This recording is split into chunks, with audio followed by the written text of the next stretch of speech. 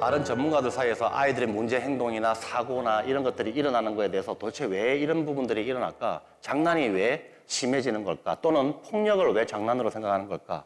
아니면 이러한 사고나 행동에 있어서 이게 왜 위험하거나 아니면 잘못됐다라고 인식을 못할까? 이러한 부분을 갖다가 이야기를 좀 한번 해볼 텐데, 대표적으로 많이 지목을 하고 있는 게 장난식 문화라고 이야기를 많이 해요. 학교폭력 실태조사에서 실제 학교폭력을 왜 가해했니라고 이렇게 물어보면 이렇게 이야기가 나온다는 거죠. 특별한 장난이나 이유가 없다는 게 34.5%. 그다음에 하위 유형을 보면 상대방이 마음에 안 들어서 장난이죠. 다른 친구가 하니까 장난이고, 화풀이 또는 스트레스, 장난으로 보는 겁니다. 이 하위 유형까지 합치면 실제 10명 중에 6명이 학교폭력을 재미나 장난으로 하고 있다는 겁니다. 이게 무슨 말이냐면 교육 현장이나 사회 현장에서 폭력이나 범죄에 대해서 이유가 없다는 건 이건 상당히 곤욕스러운 부분입니다. 왜? 예방이 안 되잖아요. 이유를 알아야 예방을 할 수 있고 대책을 세울 수 있는데 이유 자체가 없고 폭력 자체를 재미로 생각을 해버리면 이건 대안 자체가 안 된다는 거죠. 최근에 우리가 아이들이 문제가 생기면 어떤 것들이 있었나요? 아이들이 어떤 문제 행동을 보이거나 아이들이 어떤 문제가 있으면 실제 아이들을 앉혀놓고 엄마 아빠는 뭐 하시지? 가정 환경은 어때? 라는 가정 환경을 봤고, 이거 성장 환경이죠. 그 다음에 학습 환경을 좀 봤어요. 아이가 공부는 잘 하는지, 학교 수업은 잘 따라가는지, 그 다음에 마지막에 또래 환경을 봤죠. 이건 인간관계 환경이죠. 그래서 이 세 개를 보통 보면 대체적으로 어디가 조금 문제가 좀 있었어요. 아무래도 가정에 대한 문제가 있기 때문에 부모 상담이 이루어지고 가정교육이 필요하다고 이야기를 많이 했죠. 근데 요즘에 아이들의 현상을 좀 보면 가정 환경이 평범하고 또는 문제 없고 학교에서 수업 잘 따라하고 있고 심지어는 공부를 잘하고 있는 아이들도 많고 아이들 사이에서 인기도 많고 아무런 문제가 없는데 이상 행동이 나온다는 거죠. 이거를 어떻게 이해할 건가, 이거를 어떻게 해석할 건가라는 부분들을 많은 전문가들이 좀 고민을 좀 하고 있어요. 그래서 그 중에서 주목받고 있는 것 중에 하나가 소셜미디어를 많이 주목을 하고 있다. 그러니까 우리가 보통 이렇게 보시잖아요. 학교 선생님이나 부모님들이 스마트폰 자체에 대한 개념에서 그냥 벗어나지 못하는 것 같아요. 스마트폰이 문제라고 하는 건 적절하지 않은 개념이에요. 스마트폰은 아이들에게 언제나 좋은 기능과 나쁜 기능이 항상 존재하죠. 근데 전문가들이 보는 입장에서는 스마트폰 안에서 도대체 뭘 보는지에 대한 부분이에요. 거기에서 아이들의 행동이나 사고에 영향을 미치는 게 소셜미디어다라고 이렇게 좀 주목을 좀 하고 있고, 최근에 그래서 이러한 부분들이 스크린 폭력이라는 용어가 등장할 정도로 미디어 콘텐츠에 대한 부분들이 지금 아이들에게 하나의 먼지가 되고 있다. 이러한 먼지들은 지금 사라지지 않는다. 쌓일 뿐이지. 그러면 결국에는 초등학교 때 이러한 먼지들이 많이 쌓이면 중학교, 고등학교, 사회 성원이 됐을 때 언젠가는 드러날 것이다 라고 보고 있는 거죠. 운이 좋으면 중학교 때 드러나는 거죠. 운이 좋다는 건 드러나면 수정이 가능하니까. 근데 수정이 가능하지 않으면 불행하게도 중학교를 거쳐가고 고등학교를 거쳐가서 결국에는 언제 터진다는 겁니까? 대학생이 됐을 때 또는 직장을 구했을 때 또는 심지어 결혼을 한 이후에 이러한 문제가 드러나겠다는 거죠. 그래서 지금 최근에 핵심적으로 떠오르고 있는 것 중에 하나가 미디어 콘텐츠에 대한 중요성. 다시 말하면 아이들이 스마트폰 안에서 보는 미디어나 이미지나 글들이 아이들에게 사고와 행동에 큰 영향을 주고 있다. 그렇게 좀 주목을 좀 하고 있고요.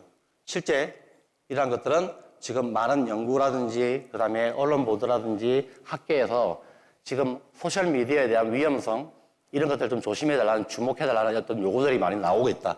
이렇게 좀 봐주시면 될 것 같아요. 소셜미디어가 아이들에게 사고와 행동에 어떤 영향을 직접적으로 미치느냐, 이러한 연구 통계의 결과는 없습니다. 인과관계는 없는 거죠. 하지만 상호관계는 많이 있다고 이야기를 많이 합니다. 그중에 대표적으로 많은 전문학자들이 샘플로 꼽고 있는 게 이 싱가포르에 있는 아모스 이에 대한 사례입니다. 2011년도에 이 아모스 이는 초등학교 6학년이었습니다. 상당히 재능도 많고 끼도 많고 또 머리도 좋아서 그 지역과 학교에서 상당히 두각을 나타내고 있었고 많은 관심을 받았죠. 그래서 워낙 재능이 뛰어나고 끼가 많다 보니까 그 해에 싱가포르 국제영화제가 열리는데 여기에서 이 아이가 1인 사역을 하면서 시나리오를 직접 쓰고 디지털 캠코더로 영상까지 찍으면서 단편 작품을 하나 만들어가지고 출품을 하게 되는데 이게 국제영화제에서 작품상을 받게 됩니다. 그리고 나무주연상까지 받게 되죠. 이 아이가 이렇게 작품상을 받고 나무주연상을 받으면서 갑자기 이 아이가 핵인사가 돼버립니다. 다시 말하면 싱가포르에서 유명 인사가 돼버리는 거죠. 그러면서 리포터를 하게 되고 영화배우를 하게 되고 많은 방송에 참여하면서 연예인들 사이에서도 이 아모스 E와 사진 한번 찍으면 팔로우 조회수가 올라갈 정도로 이런 영향력을 가지고 있는 아이로 바뀌었죠. 다시 말하면 이 아이는 전에 받지 못했던 뭘 받고 있는 겁니까? 그렇죠. 관심을 받고 있는 겁니다. 여러분들이 잘 알고 계시지만 아이에게는 관심이라는 게 약과 독이 될 수 있다고 많은 전문가들이 이야기를 하거든요. 적당히 받아야 효과가 뛰어난데 이걸 너무 과도하게 받으면 자칫 선동으로 넘어갈 수도 있고 아이에게 과한 행동을 일으킬 수 있다고 이야기를 많이 하죠. 근데 아모스 E는 지금까지 단 한 번도 받아보지 못한 대중의 관심을 한꺼번에 받아버리면서 갑자기 이상 행동을 보이기 시작을 합니다. 그러면서 중학교 때 자신이 운영하는 동영상 플랫폼을 채널을 만들어가지고 직접 운영을 했고 그 운영하는 과정에서 싱가포르의 대통령, 다시 말하면 리쿠아뇨 총리를 저격하는, 공격하는 발언을 해가지고 싱가포르에 있는 여론 자체를 분열시켜버리죠. 단 한 번도 싱가포르에서 이런 적이 없었습니다. 이런 사건 때문에 아모스 E는 싱가포르 사상 처음으로 청소년이 구속되는 상황이 벌어졌고 이 상황이 벌어지면서 국론은 분열되고 한쪽은 국가 모독이다, 한쪽은 표현의 자유다. 이러한 국론이 분열된 상태에서 표현의 자유를 외치고 있는 단체들을 통해 가지고 이 아모스 E는 선동이 이루어지고 이 아이의 행동은 더 점점 더 거칠어지고 과격해지면서 결국에는 이 아이는 싱가포르에서 살지 못하고 미국으로 망명하게 되는 이런 사례가 벌어지는 거죠. 그래서 지금 현재는 미국에 있습니다. 이 아이는 과연 어떻게 살고 있을까요? 지금 이 아이는 성범죄자로 미국의 교도소에 수감되어 있습니다.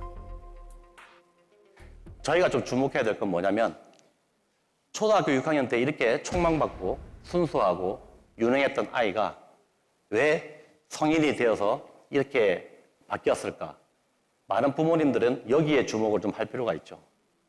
아모스 E의 사례를 통해 가지고 우리 연구진들이 얻었던 결과는 뭐냐면 이 아이가 지난 몇 년 동안 소셜미디어 안에서 과격한 채널의 운영자들을 만나고 과격한 폭력적이고 선동적이고 이러한 콘텐츠들에게 많이 노출됐다는 그 결과들이 좀 많이 나왔고 실제 이 아이의 어머니인 메리토라는 분도 법정에서 자기 아이는 순수했다, 착했고 그리고 뛰어났다. 하지만 우리 아이가 대중의 선동에 정신을 차리지 못했다. 그거를 부모는 알 수 없었다라고 이야기를 했죠. 지금 우리가 단정할 수 있는 가장 확실한 방법 중에 하나가 뭐냐면 우리 아이가 스마트폰 안에 들어갔을 때 누구를 만나고 무엇을 하는지 자체를 모른다는 게 지금 문제죠. 스마트폰 공간 안에 들어가서 소셜미디어를 하거나 다른 갤러리를 들어가거나 그 다음에 동영상 플랫폼을 볼 때 이게 옳은 동영상인지 이게 옳은 글인지 이게 옳은 이미지인지 옳은 프로그램인지 이런 것들을 옆에서 코칭해주고 퍼실리데이트 해줄 수 있는 사람들이 단 한 명도 없다는 거죠. 왜? 사이버 공간 안에는 부모님도 선생님도 경찰관도 없기 때문입니다. 전적으로 아이가 판단하고 결정해야 될 문제죠. 지금까지 우리는 이러한 심각성을 공감하지 못했습니다. 그냥 아이가 스마트폰 안에 들어가면 스스로 잘 하겠지라고 했지만 지금 서서히 조금씩 이러한 문제점들이 나오고 있고 많은 전문가들은 이게 여기서 끝나지 않는다라고 보고 있는 거죠. 최근 들어 아이들의 문제 행동이 상식을 뛰어넘는 경우가 되게 많습니다. 끔찍하다는 게 아닙니다. 이해가 안 된다는 겁니다. 학교 선생님이 수업을 하고 있는데 버젓이 교단에 누워가지고 선생님을 촬영하고 있는가 하면 한 중학생이 지구대를 찾아와가지고 경찰관에게 덤벼 왜 이런 행동을 하는 건지 그 다음에 초등학생이 죽은 동물 사체를 친구에게 던지고 가방에 집어넣고 락 음악을 틀어서 수업을 방해하고 그 수업을 방해한다라고 선생님이 제지를 했더니 선생님을 아동학대로 신고하는 이러한 말도 안 되는 비상식적인 상황들이 어떻게 일어날 수 있는가. 우리는 지금까지 뉴스를 보면 소비만 했지 이게 왜 일어나는지에 대한 부분에 대해서는 관심이 조금 적었던 것 같아요. 근데 이제 이 부분은 많은 전문가들이 이제 고민을 했고 거기에 많은 영향을 주고 있는 가설 하나로 지금 소셜미디어가 지금 아이들에게 큰 영향을 주고 있다고 보고 있는 거죠. 다시 말하면 많은 부모님들에게 제발 우리 아이들이 보고 있는 콘텐츠에 관심을 좀 가져달라는 뜻입니다. 그래서 이렇게 좀 정리를 해보면 될 것 같아요.